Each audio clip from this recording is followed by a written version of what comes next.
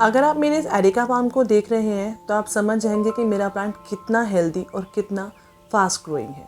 देखिए, वैसे तो एरिका पाम एक स्लो ग्रोइंग प्लांट है, इसके लीव्स बहुत जल्दी जल्दी नहीं निकलते हैं, बहुत जल्दी जल्दी ये प्लांट बुशी नहीं होता है। बट अगर इसका ग्रोइंग पीरियड है, अगर इसको एक मॉडरेट टेम्परेचर मिलता है जो 20 से 30 डिग्री के बीच का होता है, जैसे खासकर स्प्रिंग या रेनी सीजन में मिलता है, तो ये प्लांट बहुत फास्ट ग्रोथ करता है। विंटर सीजन में या बहुत ज़्यादा गर्मियों में ना ये प्लांट डॉर्मेंसी में चला जाता है। बहुत गर्मी में इसके लीव्स येलो होने शुरू हो जाते हैं, बर्न होने शुरू हो जाते हैं, और बहुत ठंड में भी ये प्लांट बिल्कुल नहीं बढ़ता है। अब रेनी सीजन में आपके प्लांट को ग्रोथ के लिए कुछ न्यूट्रिशन की ज़रूरत होती है। साथ में कुछ ऐसी प्रॉब्लम्स हैं जो आपका एरिका पाम फेस करता है, जैसे फंगस या पेस्ट अटैक। पर मेरे इस प्लांट के साथ टचवुड ऐसी कोई प्रॉब्लम नहीं है। ये वाला प्लांट इतना अच्छे से इतना फास्ट ग्रोथ कर रहा है कि लीव्स के साथ साथ मैं यहाँ पर एक स्टैम को भी ग्रो होता देख रही हूँ। ये नीचे से नई स्टैम जो ग्रो कर रही है ना, ये मेरे प्लांट की हेल्दी ग्रोथ का सबसे बड़ा सबूत है। मेरा प्लांट बहुत ही हेल्दी है और बहुत अच्छे से ग्रोथ कर रहा है। तो चलिए आज मैं आपको बताती हूँ कि मैं अपने प्लांट की बरसातों में केयर कैसे करती हूँ। हेलो फ्रेंड्स, मेरा नाम है शिवानी और मेरे चैनल प्लांट्स माय पीस में आप सबका स्वागत है। जो ये नई स्टैम उग रही है ना, ये मुझे बहुत खुश कर रही है। बट ये सब मेरे एक प्लांट के साथ हो रहा है, मेरे दूसरे प्लांट के साथ ऐसा कुछ नहीं हो रहा है। उसमें मुझे कुछ प्रॉब्लम्स नज़र आ रही हैं। आप नोटिस करें तो मैंने यहाँ कुछ स्टेम्स को, कुछ लीव्स को काटा हुआ है, क्योंकि वो बहुत जल्दी जल्दी येलो हो रही थी। बहुत जल्दी जल्दी उनके जो लीव्स थे वो टूटे फूटे हो रहे थे, कुछ कटे फटे हो रहे थे। फिर मैंने नोटिस किया मेरे प्लांट की जो स्टेम्स हैं उसके ऊपर ब्लैक कलर के कुछ स्पॉट्स हैं। देखिए, जो ये स्पॉट्स हैं ना, ये एरिका पाम के साथ बहुत कॉमन होते हैं। नॉर्मली ये पिगमेंटेशन मार्क्स एरिका पाम के स्टेम्स पर मिल ही जाते हैं। बट ऐसा ज़रूरी नहीं है कि अगर आपके स्टेम पर ये मार्क्स है तो ये कॉमन वाले हैं। अगर आप नोटिस करें तो ये लीव यहाँ पर ग्रो ही नहीं हो पाया, ये कर्ल ही रह गया, ये इतनी ही ग्रोथ में रुक चुका है। इसका मतलब मेरे प्लांट में कुछ और भी प्रॉब्लम है। इस प्लांट में कुछ न्यूट्रिशन की कमी हो सकती है, एक फंगस अटैक भी हो सकता है। तो ऐसे में मैं अपने प्लांट की केयर कैसे करूँगी, जो ये पिगमेंटेशन मार्क्स हैं इनसे अपने प्लांट को कैसे सर्वाइव करवाऊँगी, वो मैं आज इस वीडियो में आपको बताने वाली हूँ।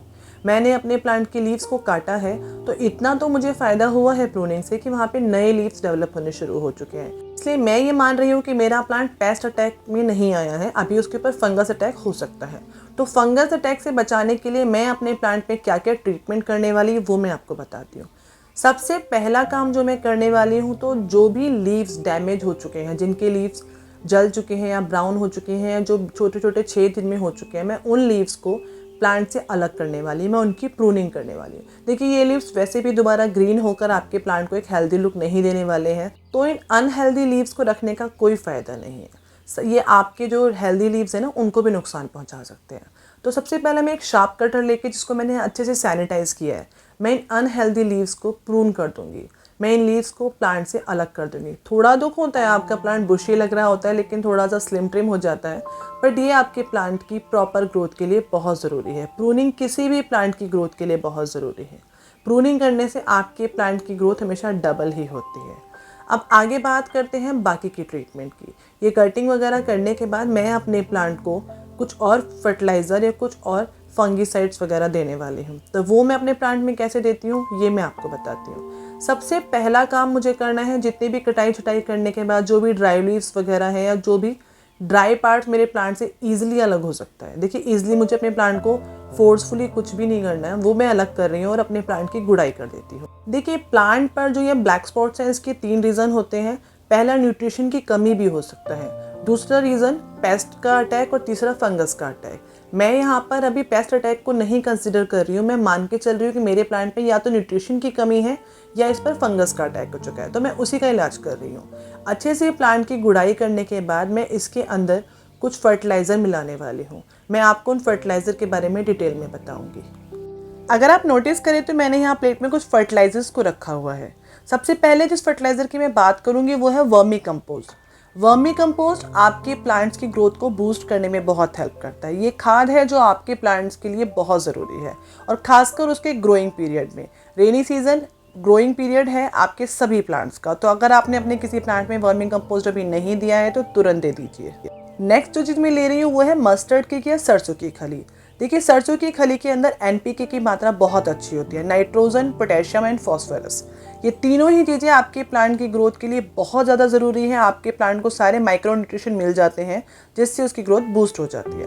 थर्ड नंबर पे मैं ले रही हूँ एप्सम सॉल्ट। एप्सम सॉल्ट के अंदर मैग्नीशियम होता है, ये मैग्नीशियम सल्फेट है जो आपके प्लांट को खाना बनाने में हेल्प करता है, उसके फोटोसिंथेसिस में हेल्प करता है, जिससे आपके प्लांट्स के लीफ ग्रीन होते हैं और बहुत अच्छे से ग्रो करते हैं।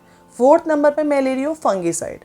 फंगीसाइड इसलिए क्योंकि मैं ये मान के चल रही हूँ कि शायद मेरे प्लांट्स पर फंगस का टाइप भी हो चुका है, तो अगर मैं उसमें फंगीसाइड मिला दूंगी तो वो फंगस से मेरे प्लांट्स को आराम से बचा लेगा या उसको आगे कभी फंगस नहीं लगने देगा।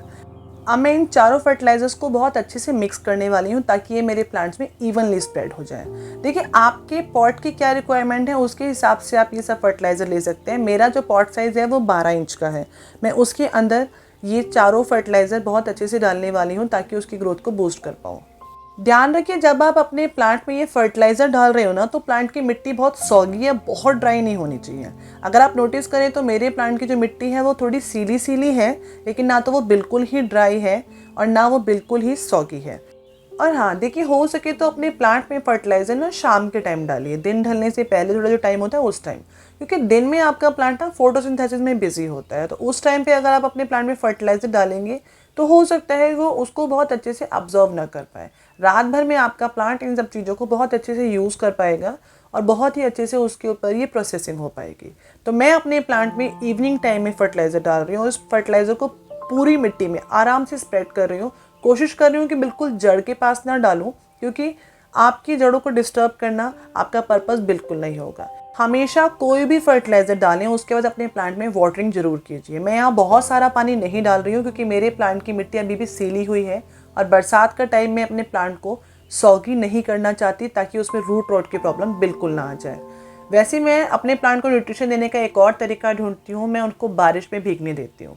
जो रेन वाटर होता है उसके अंदर बहुत सारा नाइट्रोजन होता है जो आपकी प्लांट की ग्रोथ को बूस्ट करता है। अगर आप अपने प्लांट में कुछ भी फर्टिलाइज़र नहीं डाल पा रहे हैं ना तो उन्हें सिंपली बारिश में रख दीजिए, उनके ऊपर थोड़ा सा बारिश का पानी गिरने दीजिए।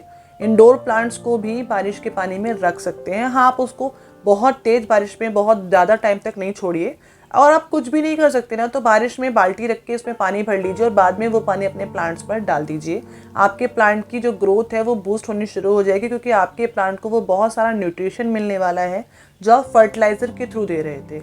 मैं दोनों ही तरीके अपने प्लांट के लिए यूज़ करती हूँ। मैं अपने प्लांट्स को ऐसी जगह रखती हूँ जहाँ पर वो अच्छे से नाइट्रोजन ले पाए। और एक बहुत ज़रूरी बात, अपने प्लांट्स के लीव्स को टाइम टाइम पे क्लीन करते रहिए। इससे आपके प्लांट्स का फोटोसिंथेसिस तो बढ़ता ही है, दूसरा आपके प्लांट पर जो कोई पेस्ट का या कोई फंगस का अटैक होता है ना तो वो भी क्लीन हो जाता है। आई होप मेरी दी हुई इन्फॉर्मेशन आपके एरिका पाम की केयर में बहुत काम आने वाली है। अगर आपको मेरी वीडियो पसंद आई है तो प्लीज़ एक लाइक तो बनता है। अगर आप मेरे चैनल पर नए हैं तो सब्सक्राइब किए बिना कहीं मत जाइएगा। इस वीडियो को अपने दोस्तों के साथ शेयर करना बिल्कुल मत भूलिए और कमेंट करके मुझे मोटिवेट करना तो कंपलसरी है। फिर मिलते हैं एक नई वीडियो के साथ, एक नई इन्फॉर्मेशन के साथ। तब तक के लिए हैप्पी गार्डनिंग। और हाँ, रेनी सीजन में अपने सारे ही प्लांट्स की केयर करते रहिए क्योंकि ये आपके प्लांट्स की ग्रोथ का बेस्ट सीजन है। फिर मिलते हैं, बाय बाय।